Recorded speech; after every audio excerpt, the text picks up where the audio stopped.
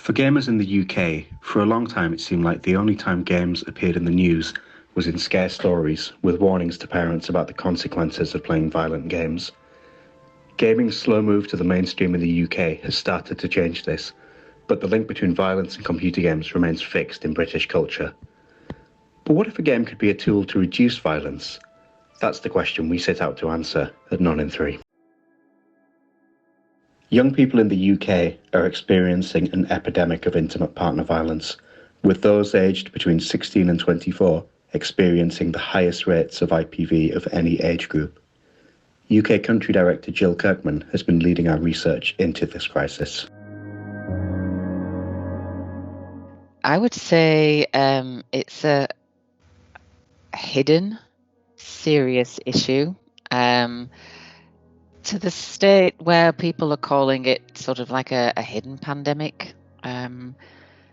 We have, for instance, 16 to 24-year-olds experiencing the highest rates of intimate partner violence of any age group. And when we look behind that huge statistic, we've got a third of young girls reporting sexual abuse in their relationships, a quarter of girls reporting physical abuse. And importantly, because often what we're always asked, which is, yes, but boys are victims too, boys are. And when we look at the statistics for them, often 1 in 6 are suffering from things like emotional, psychological abuse.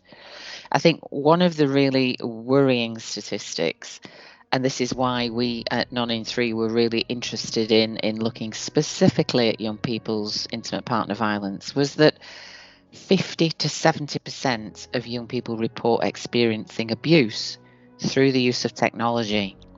So there we're talking about controlling behaviours, wanting to know where people are, surveillance, where people have been tagged in, where are they looking on their GPS, to more serious things in terms of sexual coercion. Not that those things weren't serious, all of them are, but it mounts up through technology in terms of the different ways in which you can abuse.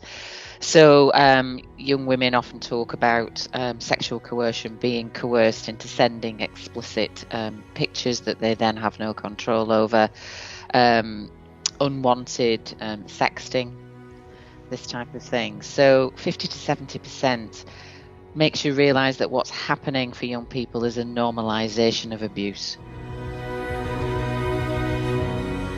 There are a number, because it's not just intimate partner violence in young people's relationships, it's intimate partner violence in all people's relationships that have the same underpinning foundation, if you like.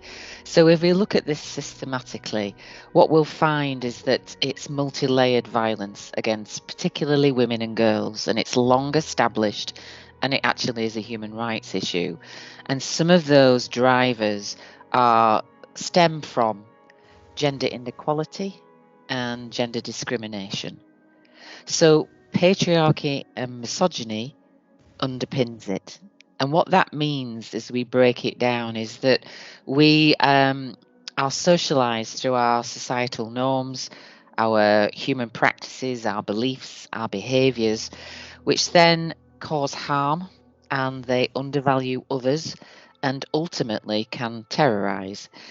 So we have in the UK and across the globe issues around male entitlement and issues of male power and control. So those are the big main drivers that drive all intimate partner violence. For young people, I think what are the main drivers are things like how boys and girls are socialized, so gender stereotypes, the role of porn. There is some really fabulous recent research out that have looked at systematic reviews of the use of porn, and it highlights that young people use it almost as a default to real, proper sex education. And what that does is teach violence attitudes and behaviours. So the systematic review looked at the top titles. So what are young people accessing in terms of porn? And what they found was that 88% of those titles, of those scenes, included aggression and violence. And what it also means is often it's about the entitlement and the enjoyment of men and the submissiveness and control of women. And unfortunately, access to porn is on every child and young person's phone, and they are accessing it often from the age of 11 onwards. So that has a real impact, because we as a society are not doing anything about that and about young people's access to it, and we're not counterbalancing it with relationship education in schools. And that's so important, because what we need to do is get to young people before behaviour becomes entrenched. So education, and more importantly, a lack of education in terms of the reality of young people's lives. So I think when young people are questioned, they find that sex education is far too biological, and that actually what they're crying out for, and what the young women who we interviewed were crying out for, was education that really mirrored their own lives of finding other people attractive, of entering into relationships, and what does that mean, and what elements need to be in relationships for it to be healthy. But importantly, what are the red flags? What are the things that indicate that this isn't healthy? And that's really helpful then for potential victims to know about, but also potential abusers to recognise that their behaviour isn't perhaps best. The education aspect of it is that we are developing, and it's nearly complete, what's known in the business as a prosocial computer game. And its aim is to change attitudes and behaviours. So those attitudes and behaviours that you and I have just been talking about is that prosocial computer games have a theoretical framework and research history behind them, which clearly evidences that they are able to change attitudes and behaviours. And some of that, from myself as an educator, is really important to understand, because we know that for children to get immersed in learning, they need to do something, to be actively involved in it, and then they retain 90% of what they've learned. So a computer game enables that to happen.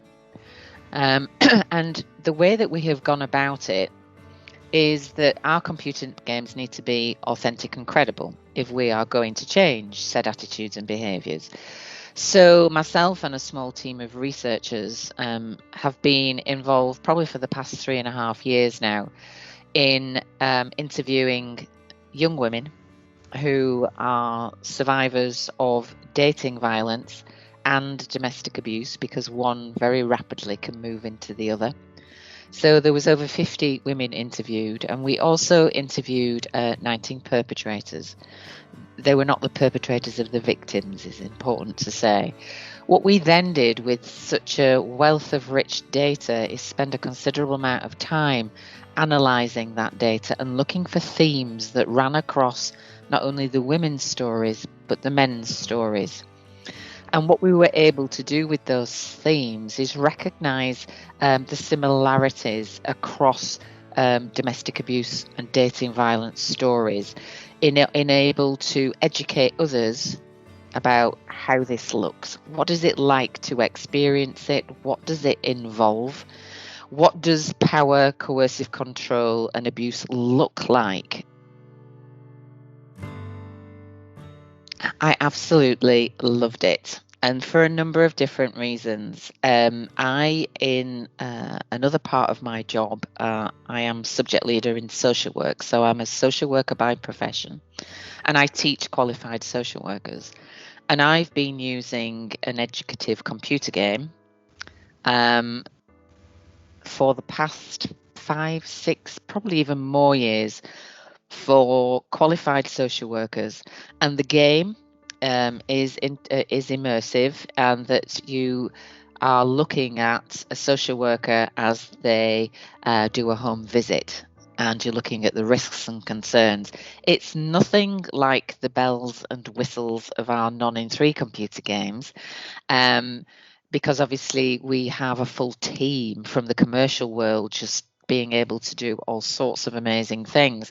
But even though the game that I was using is probably rudimentary compared with the non-in-3 games, what I saw was an increased depth of learning from the social workers and a growth in empathy to the characters in the game. It's much deeper than if I'd presented a case study on a piece of paper. So I was already sold. Yeah, I knew the power of computer games. I think we have in the UK, just as we have in many other countries, we have quite a sophisticated gaming audience. Almost within, every bedroom, girls and boys are regular gamers.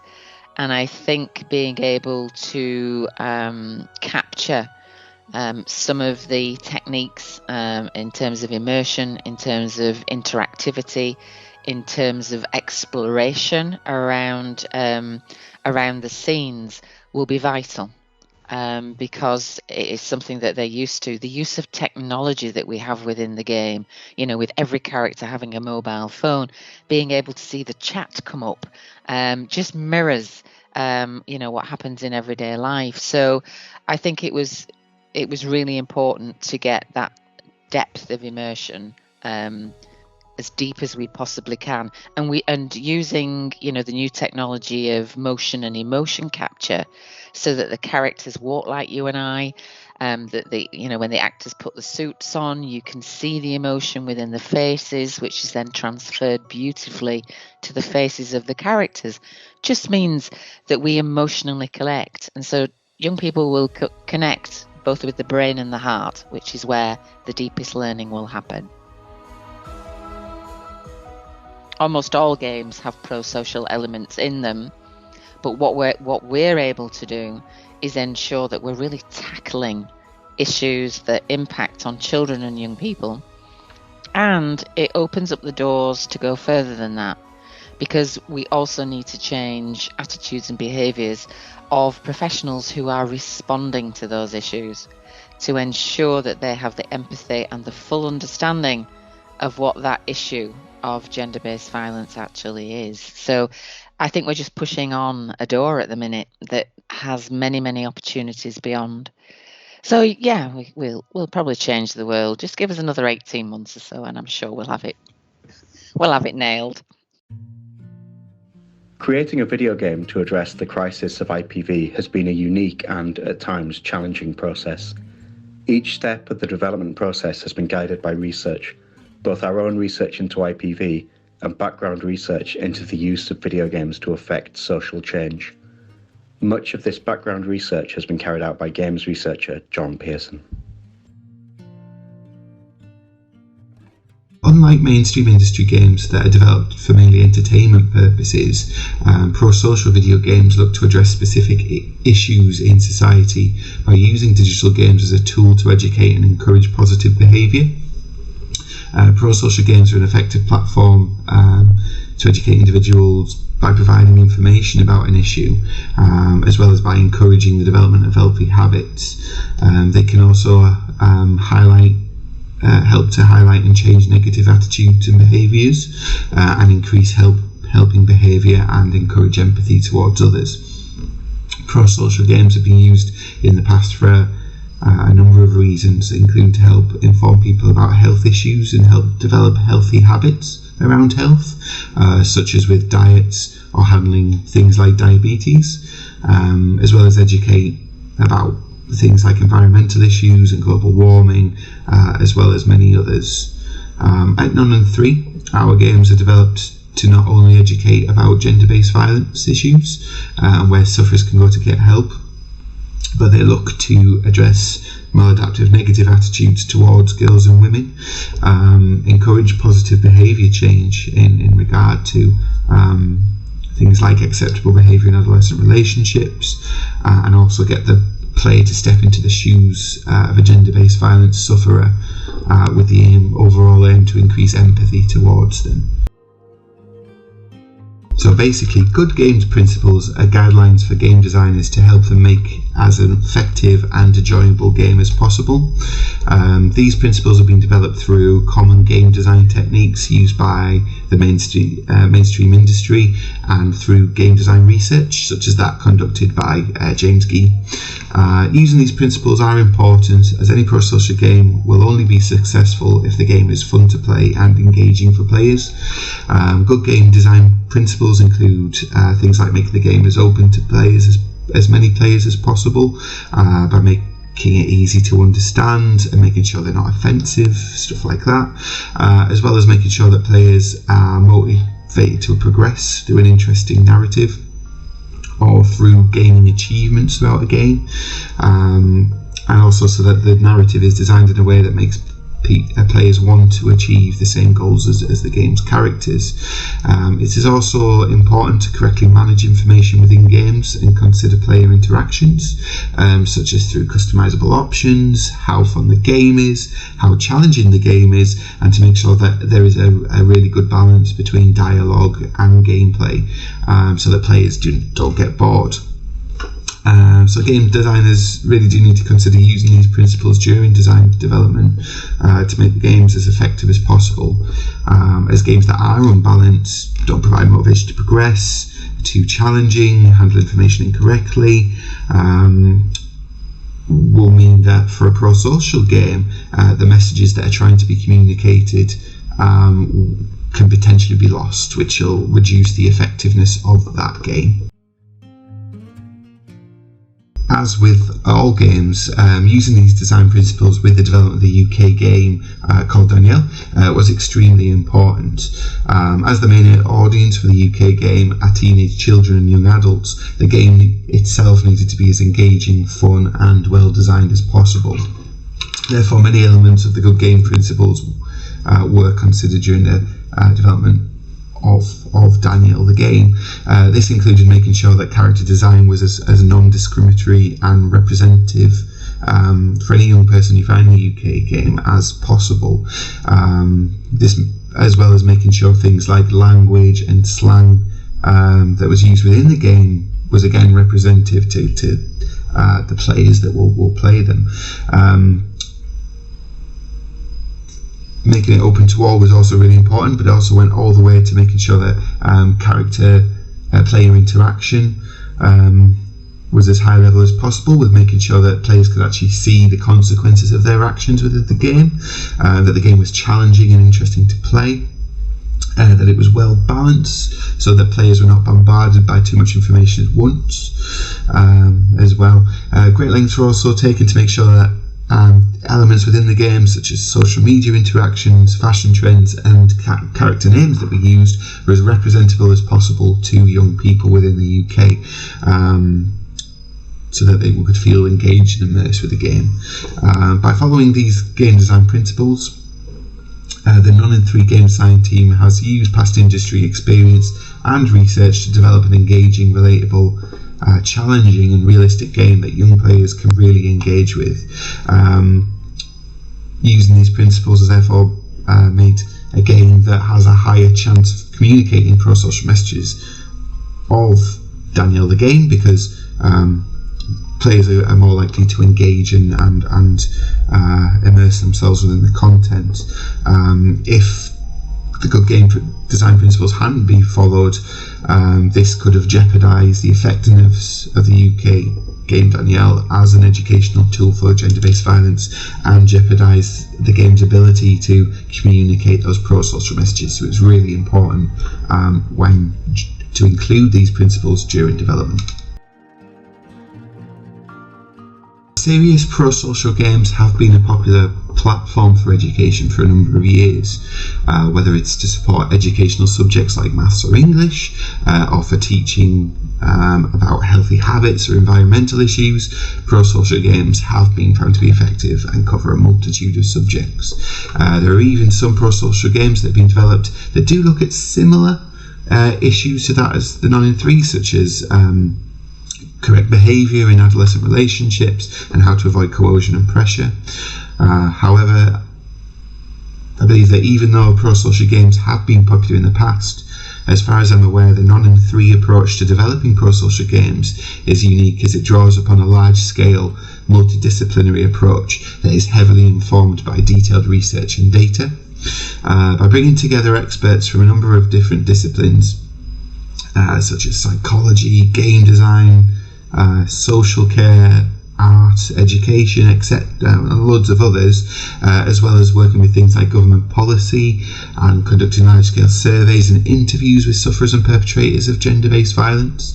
The non-in-3 games have been made to be as realistic, relevant and engaging for players while teaching them about important gender-based violent information and encouraging attitude and behavioural change. I believe that the effectiveness of the non-in-3 approach is that it mainly lets players step into the shoes and control a sufferer of gender-based violence and go on their journey with them and experience what they experience. They get to make their own choices in these situations. They get to see the consequences of these choices through gameplay, which does help the player learn about the issues and help increase their empathy towards the individuals who may have similar experience. Therefore, even though there are other prosocial games out there, the detailed, systematic methods that are employed by the non-in-3 Centre mean that each game is unique, thorough, well-informed and enjoyable for players, which I think hasn't been done before.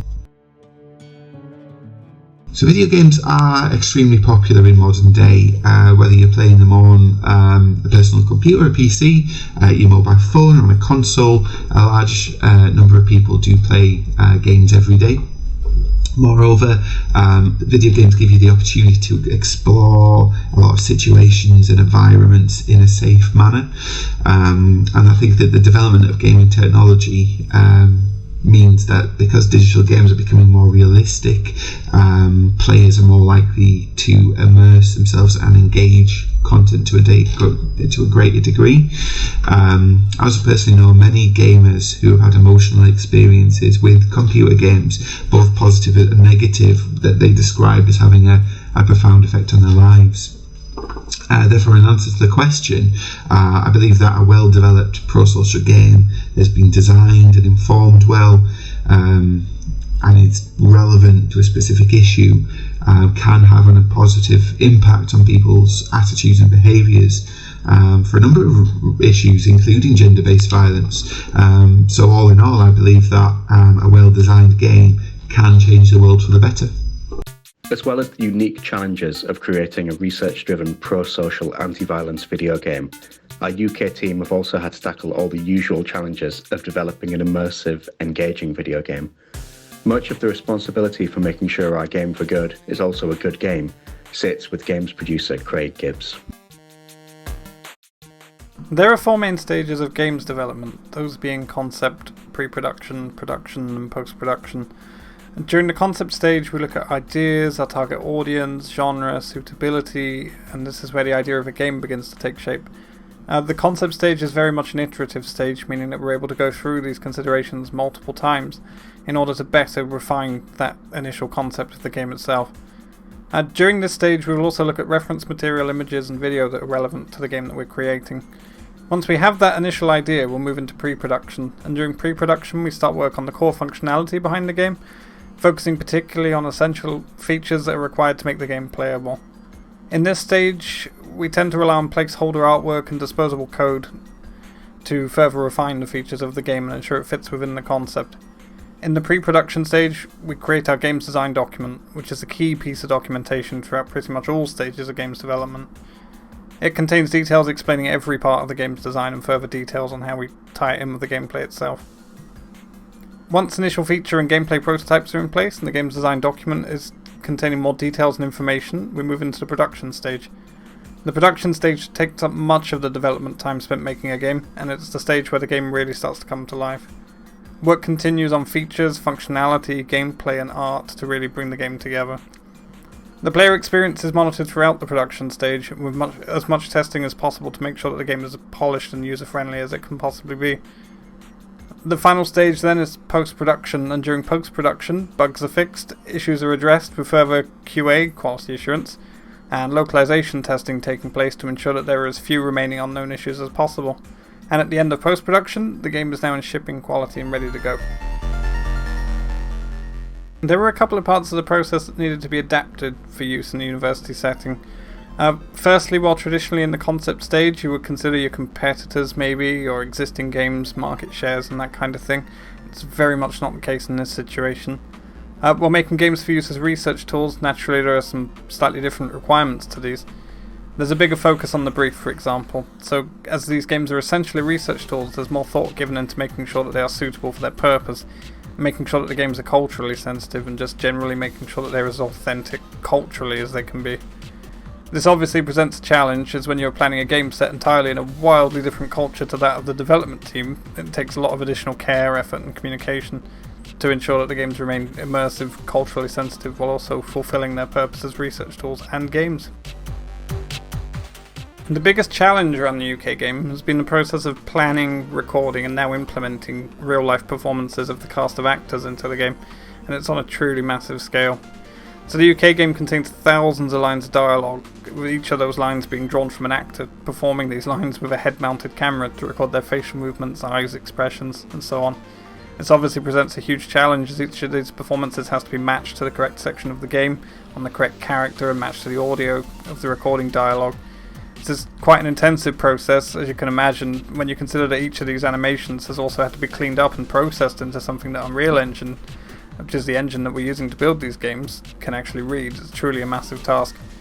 The other challenge is finding a balance between an immersive gaming experience and having a game that can also be used as a research tool under quite strict conditions. For instance, there are limits around how long a chapter can be, and while this sounds simple enough on the surface, it can introduce many smaller challenges. So, for example, if the level can only be 30 minutes long, how much motion capture do we need? How long do we need the player to take this task? How much time do we anticipate that a player will take when making conversation decisions, for example? And these are just some of the considerations that we have to keep in mind, as everything here is interconnected. The UK game has been made as immersive as possible, so we've been able to achieve this with the use of real actors performing the parts of our characters, and having those performances translated to our characters in-game via motion and facial capture. And this means that when a character needs to show emotion, it's based on a fluid, real-life performance. Outside of motion capture, there are many points of immersion for a player inside the game, from the little choices that you're presented with, like a choice of clothing or a choice of makeup perhaps, right through to the conversational dialogue choices, and these will have a lasting impact on the story. A huge amount of care and attention has also gone into the 3D environments, with all of our environments being based on reference images and video to ensure maximum accuracy and authenticity. And we hope that with all of these factors combined, the game will be immersive to the player, and that it will truly feel like they're experiencing the story firsthand.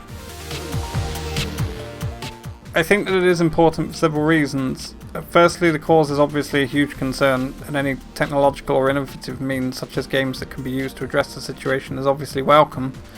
I also believe that it's important to highlight how games can be more than just entertainment, and that they can truly be a power for good.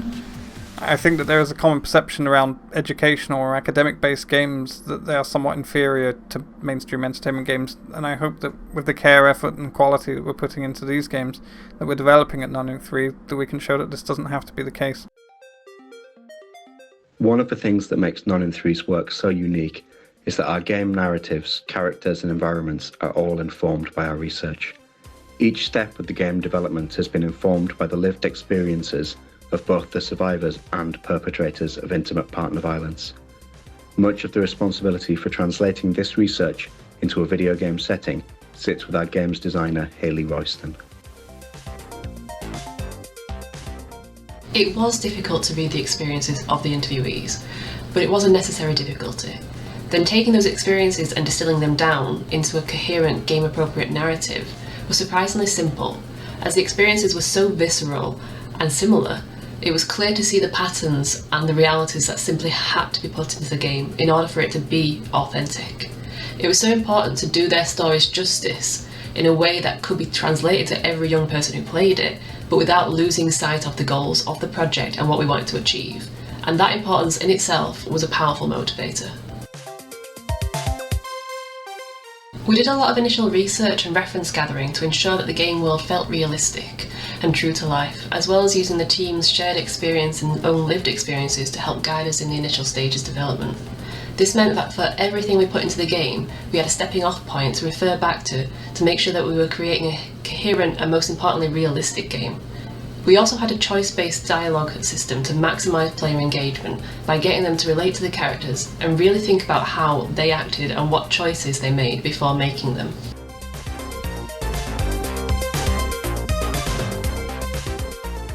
Having multiple player characters for this game was so incredibly important because it affects our society as a whole. So while someone may not have been a victim of it, there's a good chance they've seen it either as a bystander or as part of a peer group, whether that's as a friend of a victim or a perpetrator, and it shows them how they can react in these kind of situations. Not only that, but prevention is one of the main aims of the game, so it was important to show people that may be susceptible to becoming perpetrators or are perpetrators already that it's not too late. All these experiences were important to bring to life to provide learning opportunities for the player that go beyond the core dynamic of IPV, so that no matter who was playing the game, they would have something they could take away and use immediately in their life. Every decision we made had to have the thought process behind it of, is this accurate, is this inappropriate, and is this too much?